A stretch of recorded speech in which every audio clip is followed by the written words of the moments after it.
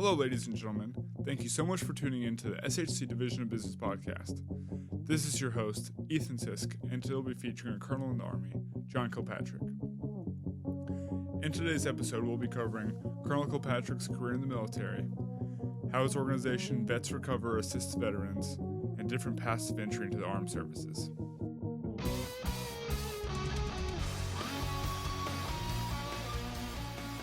Good morning, Mr. Kilpatrick. Good morning. How was your St. Patty's Day?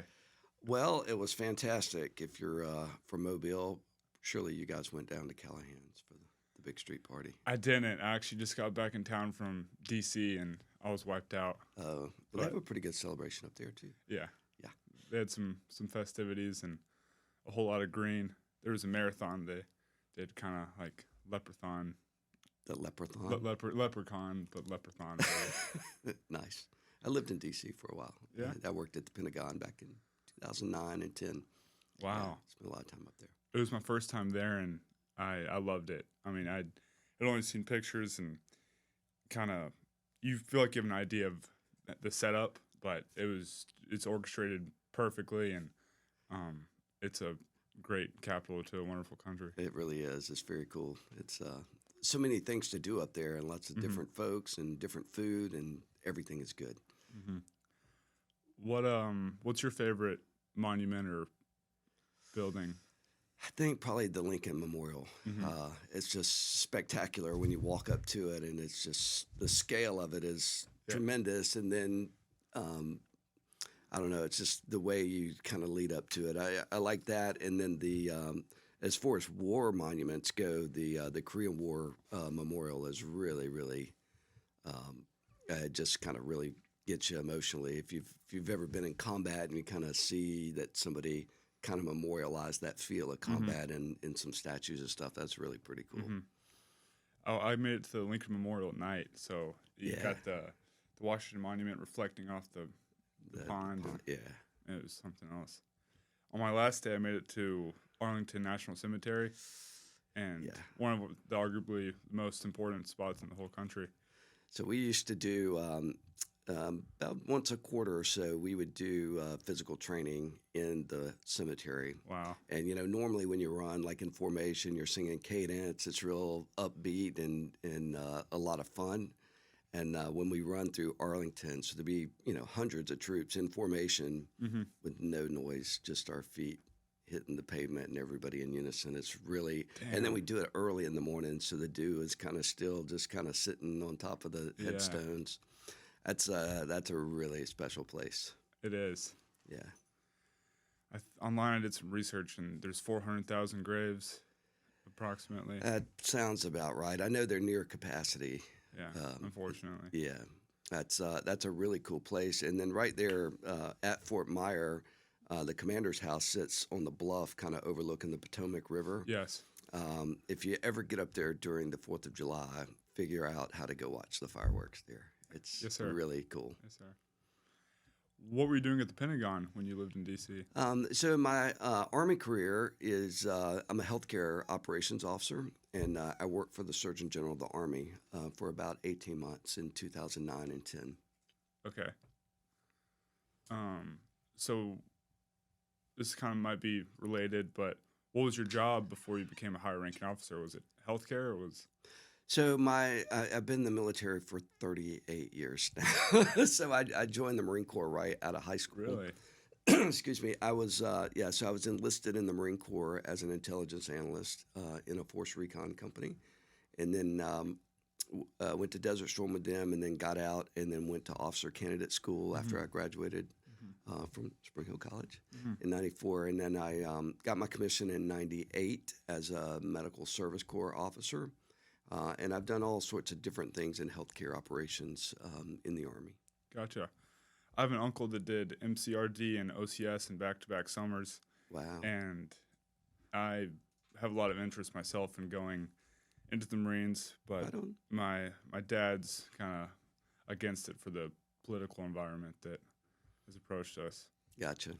Well, I tell you, for me, it was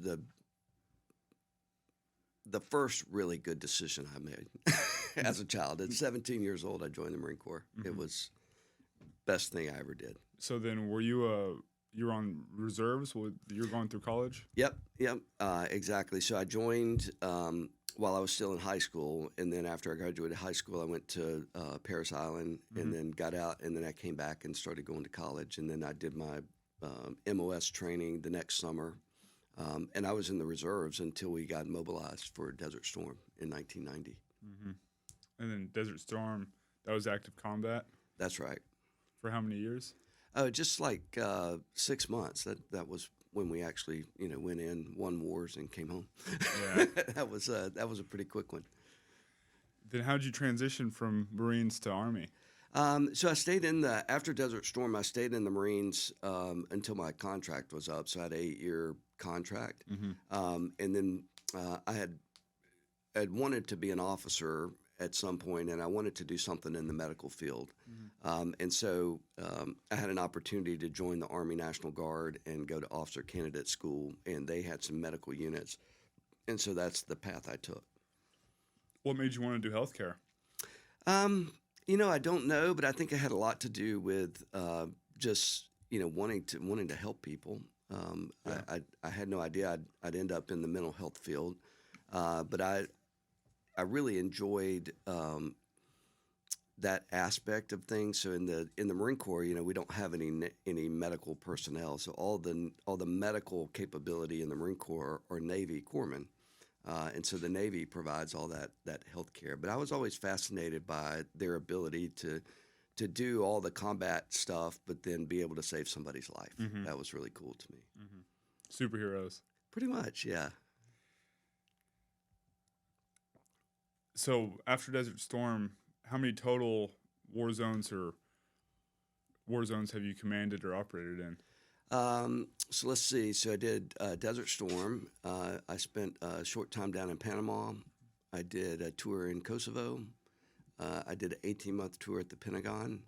And then I did my last deployment. I was 2015-16. I was Chief of Healthcare Operations for Central Command in Kuwait. Wow. I know being in war is never favorable, but of the places you've been, which one stands out most to you? They all, I don't know if stands out is they all kind of stand out. They all have their unique things. One of the most interesting tours I did was in Kuwait. That was, we were, the combat was over, so we were on a peacekeeping mission. But just that part of the world is just so beautiful. And I was able to travel to like 11 different countries and just see a whole lot of the world that you just really don't normally get to see. Yeah. It was really, really spectacular. And after that, then you're Yes. out? Well, my whole military career has been in the reserves. And so I've done about 7 years of active duty, but as a mobilized reservist. Gotcha. And so in addition to my military career, I've also had a civilian career that's kind of gone along with it. And that's all service-oriented work for the most part? No, I owned a company called Legal Imaging, and we helped mainly lawyers, do litigation support. So I'm a photographer, videographer, did legal forensic photography, legal video, and computer forensics. What is legal video? entail? Doing things like video depositions or videoing an event or something that might be used for testimony or be used for evidence in court. What made you want to get into that stuff? Well, I was after Desert Storm, I did an apprenticeship in commercial photography, and I did pretty much every sort of photography known to man. I pretty much, I would photograph anything for money, as long as it was legal and somewhat moral. Weird things come to mind when you photography. Yeah, and then I don't know. It just seemed like the commercial photography opportunities were getting fewer and farther between, and so I needed to find a niche.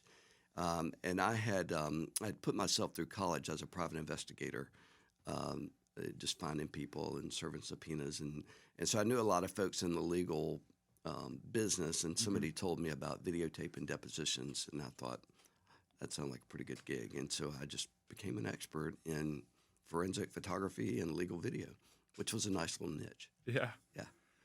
So that was you also did that at Spring Hill, you said, throughout college? Yep. I did it while I was here. and then so I retired from that business in 2017 and started the nonprofit where I work now. And that is Vets Recover? That's Vets Recover, yeah. Can you explain to us the premise? And Yeah, for sure. So, like I said, I joined the Marine Corps at 17.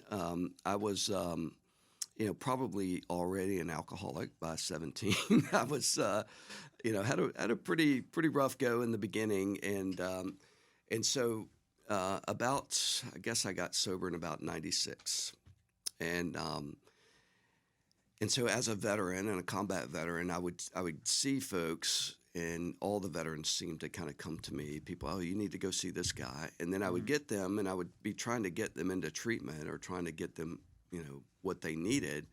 And we just couldn't find it. Like there was, we'd go to the VA in Biloxi, and there'd be a 6-month waiting list. Well, if you're in the throes of alcoholism or addiction, 6 months doesn't work. 6 months, you're going to be dead or in jail. And so you really need help right now. And so that was the whole premise behind Vets Recover.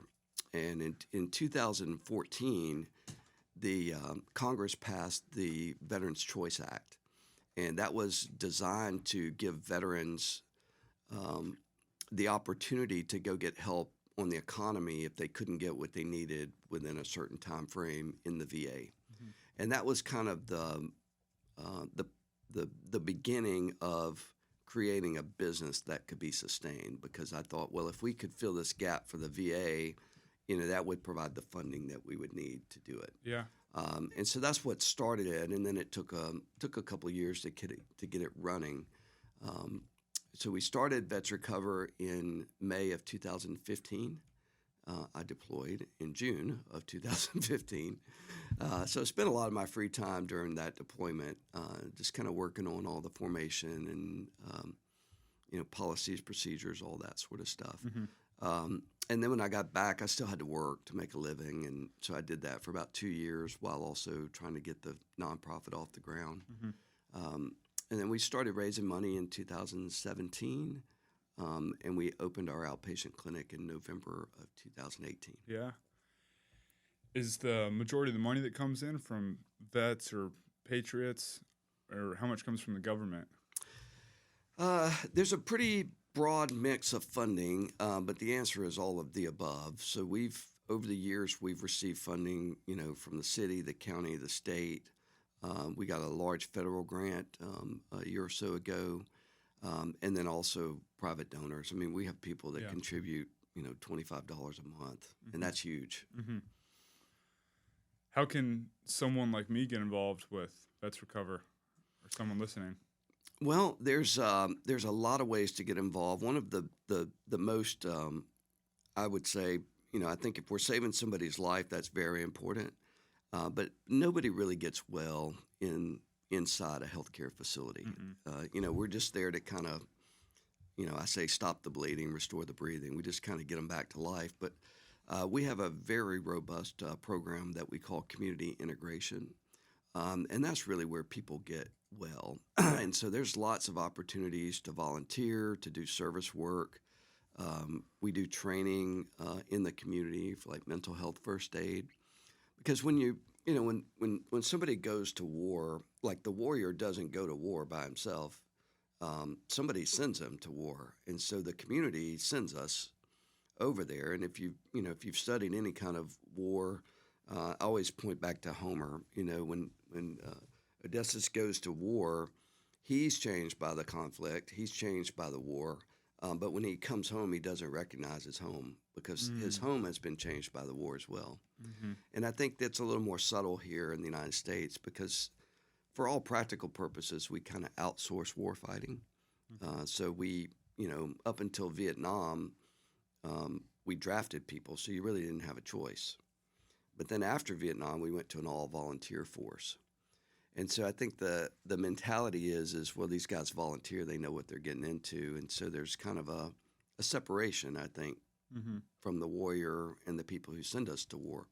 And so I think community integration and what we've tried to do is try to bring those back together. That's very important, I feel. How much harder does it make it on the soldier that, he goes off and does some really tough things, but then the community stays the same, or isn't as affected as he is.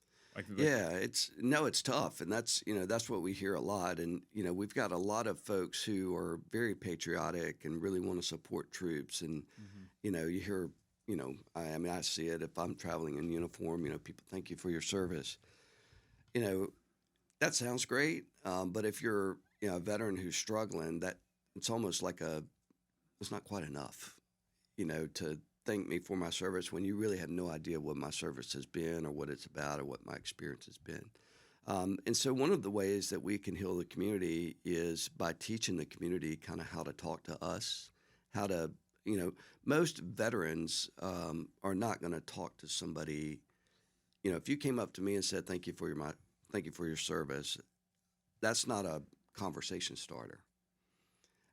And so what we try to do with community integration, and there's lots of resources out there to kind of help folks learn how to talk to their veteran. We have folks, you might have a veteran in your family who nobody quite knows how to talk to. And so there's ways to kind of bridge that gap and close the gap between people who've experienced war and people who have not.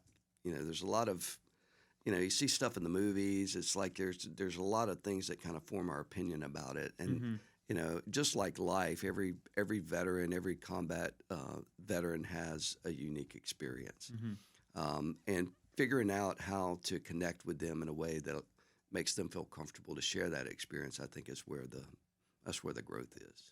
What are some examples on how to talk to a veteran or ask kind of conversation yielding questions?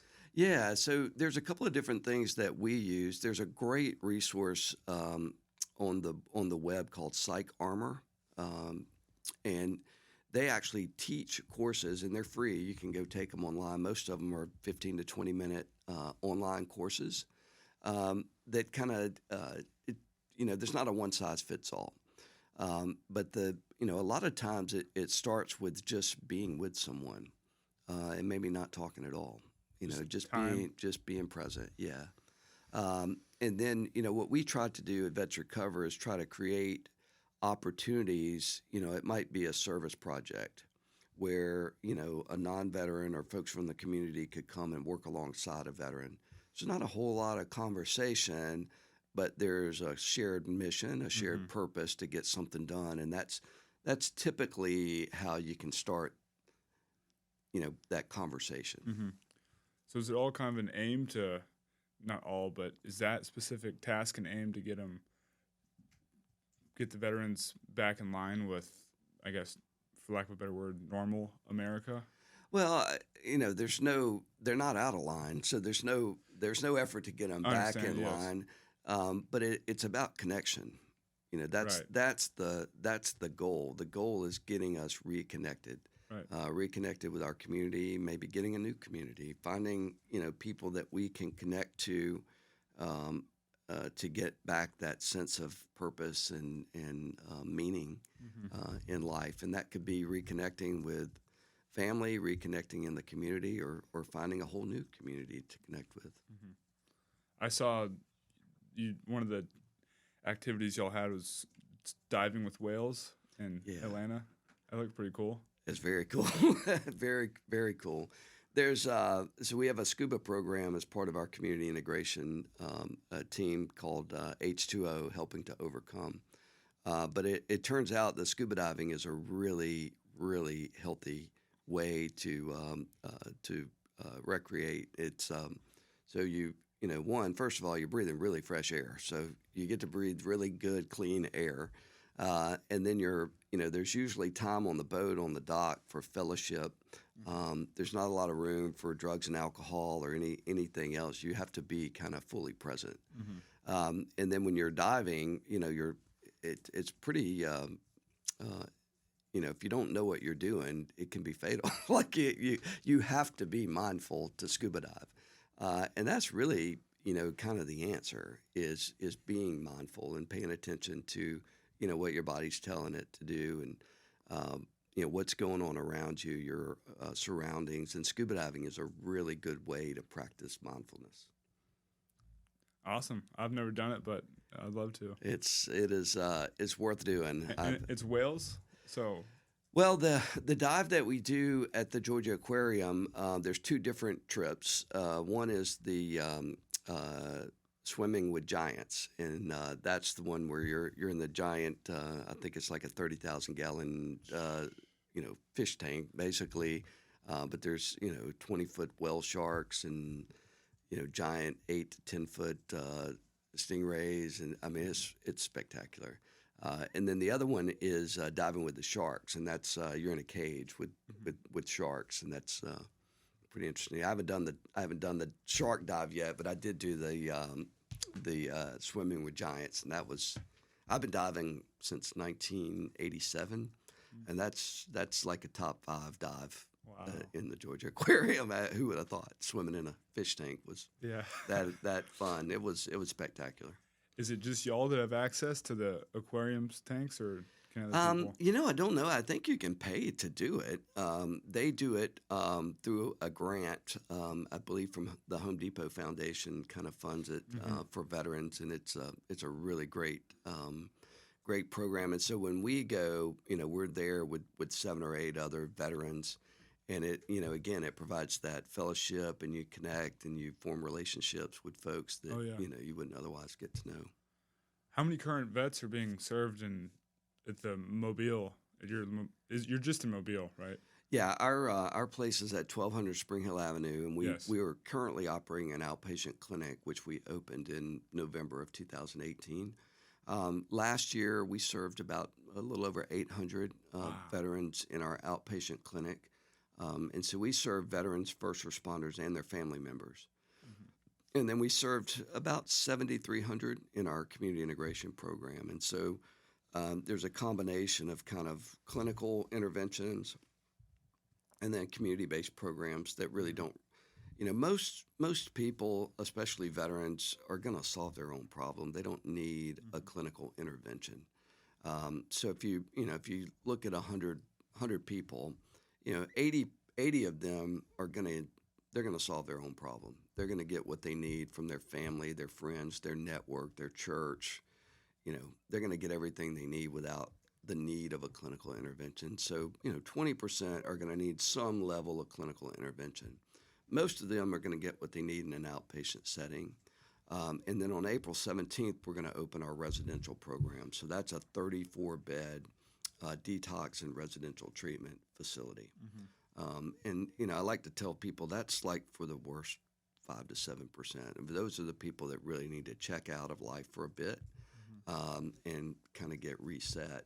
And so that's what we've tried to create over on Spring Hill Avenue, as a kind of a resort type place where a veteran, first responder can check out for a little while and get reset.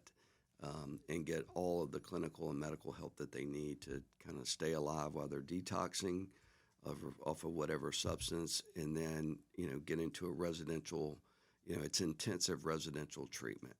Mm-hmm. And then from there they would step down to outpatient, and then just kind of keep going until they're reintegrated back into the community where they want to be. I saw on the website to have a career with Vets Recover, one of the requirements is to be recovering from mental illness? Yeah, so I guess the thing that we do better than anyone else is peer support. So, the bulk of our business is a healthcare business, and it's not unlike, many other healthcare businesses. So we've got doctors, nurses, psychologists, social workers. That part is you would find it to be very similar to any other healthcare organization. But what we do really well is we take peer support, and that's other veterans who are in recovery. So these are people who've already gone through the process of recovery, and we infuse them into that healthcare system.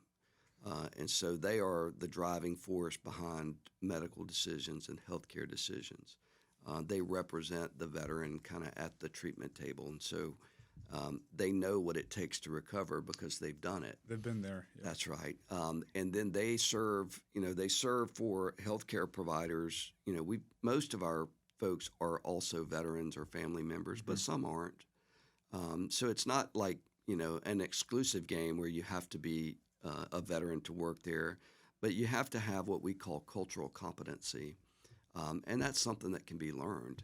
But you have to know the difference, for instance, between a sailor and a Marine, because that offends Marines. And, if you call a Marine a soldier, I'm not a soldier, I'm a Marine. Like that tells me you don't know much about me. And so those sorts of things can be learned, and our peers bring that kind of knowledge to the table, and we call them trust brokers. And so, where you might not, we're very skeptical, especially of mental health providers as veterans. We don't want this wizard messing in our head. But if one guy says, well, you can trust Dr. So-and-so because he did this for me. And so that like accelerates recovery. It takes about 6 months to develop a functional therapeutic relationship, for instance, with a psychologist.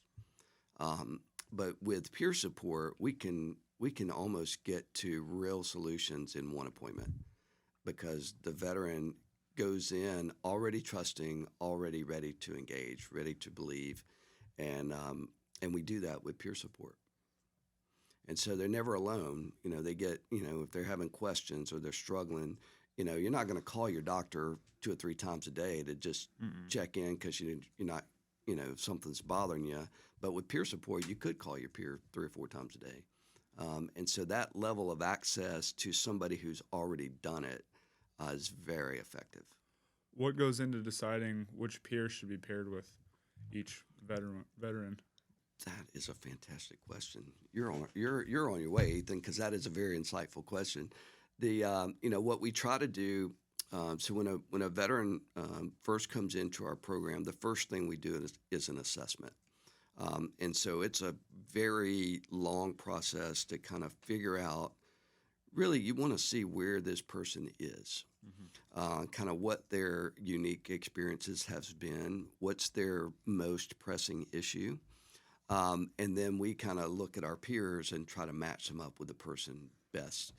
For instance, I'm a clinical social worker, but I'm also a peer. And we've got Marine peers, we've got Army peers, we got Navy peers, we have Coast Guard peers. We've tried to, we have male peers, we have female peers. And so we try to, kind of match them up with whatever we think is best. If they're struggling with alcohol, we want to try to connect them with somebody whose main issue was alcohol. If they're struggling with drugs, we want to connect them with a recovering drug addict. If their main issue is trauma, maybe we want to try to connect them. So there's a lot of factors that go into that, but you want to just try to get the best match. But no one, even the peer, is ever alone. And so, you get connected with this peer. Well, that peer's got a peer, and that peer's got a peer. And so it's like a whole network. Turns into a big family. Exactly. And so it's all about, finding the best resource for each person. Do the 800 patients you had last year, are they from, are they from Mobile and the surrounding community, or did they come in from across the country? A little of both. Mostly the bulk of folks are really along the Gulf Coast. So, in South Alabama, we've got about 64,000 veterans, Mobile, Baldwin County, in the Gulf Coast. And I would say that's where the bulk of them come from. We would consider local from probably like Biloxi to Panama City, kind of along the Gulf Coast. But we do get veterans often that come. Right now we don't have the residential program up and running. We're just waiting on state certification, so we should be open next month. But we have had veterans that come, from all over the world to go through our program. We just, they have to stay with a family or friends or something like that. We didn't have a residential capability, but we've treated folks from all over. But I would say that the vast majority of folks are, within either Alabama or along the Gulf Coast. Speaking to your active combat, can you describe the level of focus required on the battlefield? Well, about as much focus as you would need to stay alive. It's that's a pretty tricky question, but it's it's pretty difficult for your mind to wander, when you're in the throes of it. My experience is probably very different from many folks, and so it's so I was an intelligence analyst. Like during my active combat, really I only saw active combat during Desert Storm. Yes. And I was an intel analyst. So you would think that that's like a desk job and you're not doing anything. But I was also a combat photographer. And so I got tasked to go on recon missions to do photographs for mission planning and stuff. And that's when we would engage. And that's my kind of, intent combat experience. But there's so many, about 14, it takes about 15, 16 non-combat, I would call them trigger pullers. So, non-infantry folks to get an infantry soldier to the battlefield. And so a lot of combat, has nothing to do with actually shooting and killing somebody else. Mm-hmm. It's, there's all sorts of other stuff. Mm-hmm. And most people, are not engaged in that, what you would envision to be combat. Gotcha. But there's even more, I think, opportunities for ethical dilemmas, moral injuries. Those the folks that are supporting the warfighter are experiencing, like my most traumatic experience was not in combat at all. It was in Kosovo, in a peacekeeping mission. And I was tasked to go, recover some folks who had died in a plane crash on the side of a mountain. Mm-hmm. That's the one that kind of gets me really more than just about anything else. And didn't have anything to do with combat. I mean, these guys were Air Force special operating aviators that, died in a training accident. Mm-hmm. But for me, like that was my most traumatic military experience. Mm-hmm. So did you suffer with forms of PTSD? Is that like also a leading? I've got a diagnosis of that. I don't like the D part. I don't really think I'm disordered. I think I'm having a perfectly human reaction to a pretty disordered world. So I don't really buy into this, broken veteran narrative.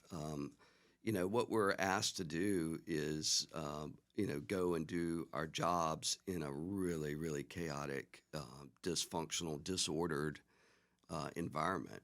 And so there's no doubt that there's, post-traumatic stress. There's certainly combat stress. There's stress, but I don't think I'm disordered.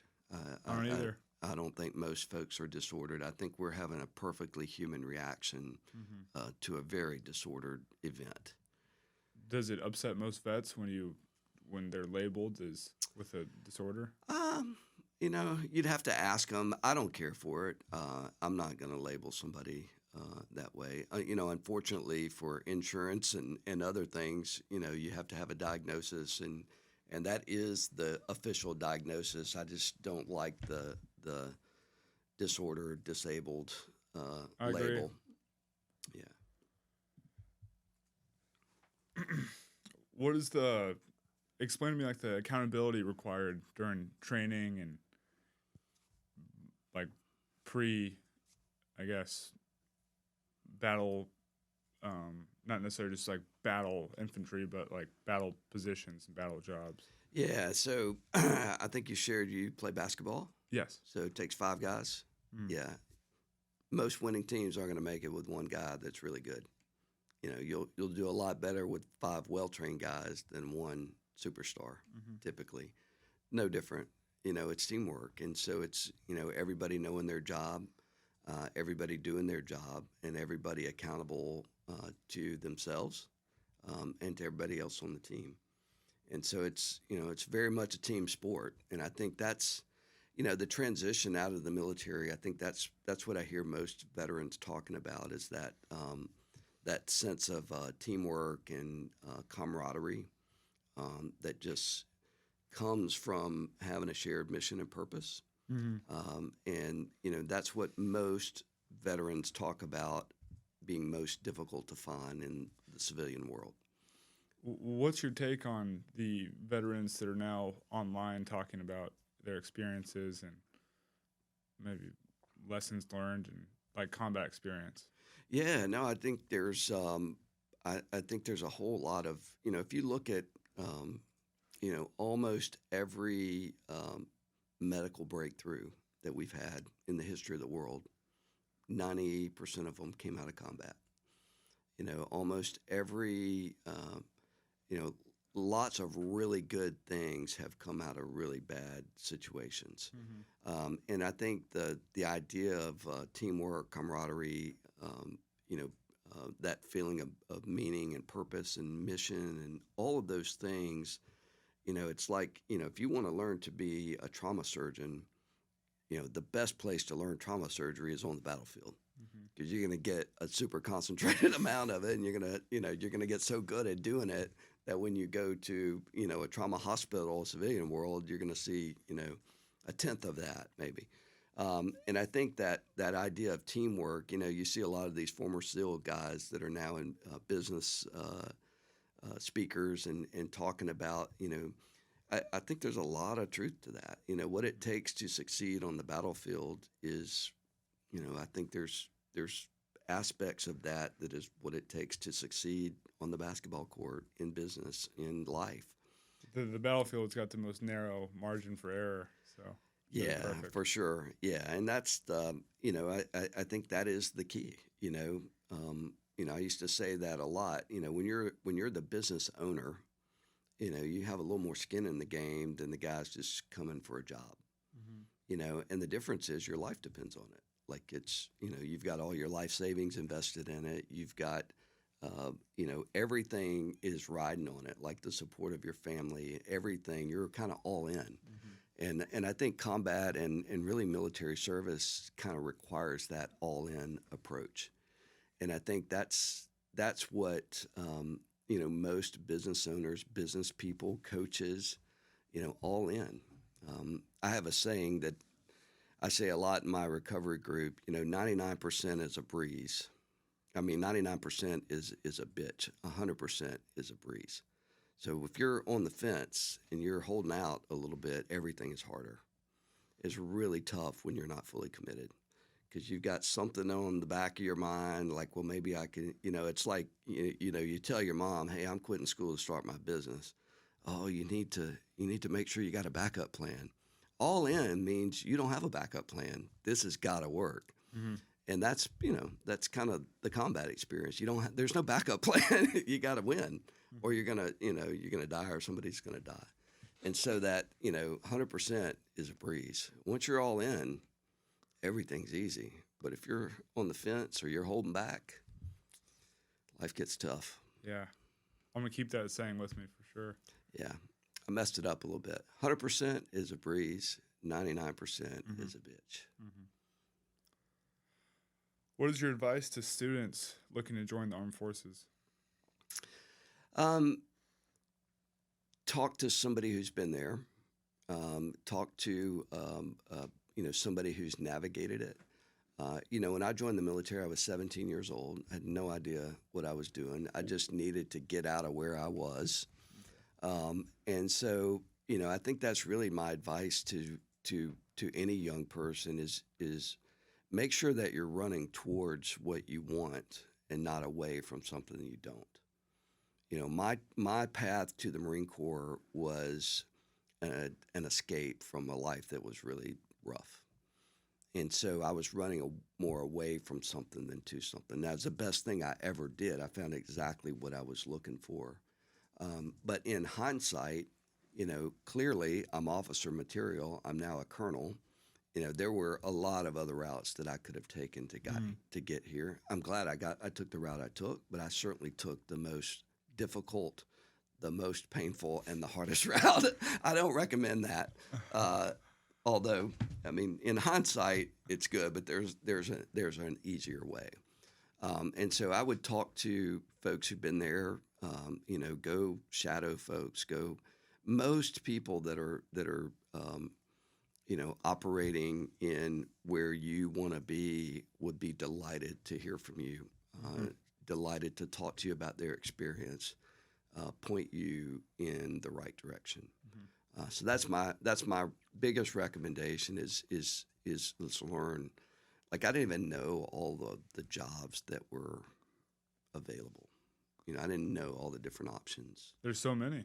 There are tons, and there's no straight line anywhere worth going. So mine is curved back and forth many times. I think there's a little bit more smoother route to get to where you want to go than the road I took. But that's my biggest advice is go talk to people. Thank you. There's in relation to all the long trajectory you took, there's a quote I love, and it's, "The work works on you more than you work on it." Oh, no doubt. So no doubt. It all adds up to something. Well, I look back at my life and I look at the route I've taken. Like nobody in their right mind would have done the things that I did. But it turns out it's exactly what I needed to do to get to where I am. And it made me uniquely qualified to create a place where veterans could come and heal. I had no idea that's where I was headed. Like I didn't even know. I tell my own kids that, how can you know the job you're going to have when it probably doesn't even exist? So you gotta, what you like, what's important to you. Just keep investigating, and God and other folks will push you where you need to go. And it may seem like it's insanity at times, but my experience is if you go with it, it's going to serve you pretty well. If you're doing it for the right reasons, and you're, just go all in when you make a decision. What felt the most insane in your path to where you are now? Well, the most recent one was when I told my wife I was going to retire from my very successful business to become a social worker. What was her response? How are we going to live on a social worker's salary? I think is what she said. But that seemed crazy to her. And it was, in hindsight, that's pretty insane. But it's exactly what I needed to do and what we needed to do. What are the pros and cons in taking the officer route versus enlisted route for someone looking to join? The best way to put it in perspective is just the pay. As a corporal in Desert Storm, I think my pay was about $946 a month. I made about 15 times that in my last deployment as a lieutenant colonel. So the pay is outrageous. But I think, there's no doubt in my mind that being enlisted made me a much better officer. Because you're starting at the ground floor? Well, when you become an officer, like I'm a colonel now, so like, I've made decisions that had effect on a lot of people's lives. And I think when you're a leader who's making decisions, but you don't really either know or consider how the impact of a decision made at your level is going to impact the person at the bottom of the food chain. And so when when you come up, I was an E1 private. I mean, I moved all the way up from, the lowest rank to where I am now. But I don't ever make a decision without considering how that decision is going to affect the lowest ranking person. And I think, living it, and I'm not saying that you have to do that to be a good officer. Clearly, there's lots of other ways, but that's one of the things that worked for me was, I know what it's like to be at the bottom of the totem pole. And I think that gives a unique perspective. But, there are times when, I'd love to go back and be a sergeant in the Marine Corps. There's been times in my officer career, the downside of being an officer is you don't get to do a lot. Officers don't really do much. They plan and they resource. And so, it's a lot more thinking and, sometimes you want to do stuff. But the fun jobs, the doing things are, those are the enlisted folks. And so, it's a little give and take. The retirement's certainly going to be a lot better as a colonel than it would have been as a Yeah. sergeant. So there's that, but that's not everything. But I definitely like the route to becoming an officer of going through the enlisted ranks. Mm-hmm. You know, if it's just going to boot camp and and then going to officer candidate school, I like that. But I know a lot of great officers that went to one of the academies or went to through ROTC. I mean, there's 100 different ways to do it. Most officers for the Army come out of West Point, right? Not most, but No. but that is a route. I mean, that's the Okay. Army's academy. Yeah. But that's I honestly don't know the numbers, but there's basically 4 routes to becoming an Army officer. So you could go to West Point and graduate and be commissioned. You could go to any college or university that has Army ROTC, and you could be a traditional student in the ROTC program, and that's a route to commissioning. You could be enlisted and then go to officer candidate school.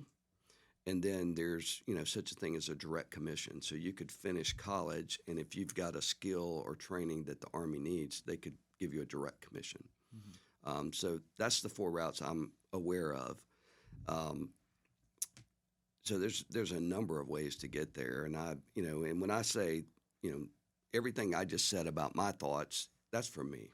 I mean, there's 100 different ways to do it. Yes, sir. And you just got to find the route that works for you. Gotcha.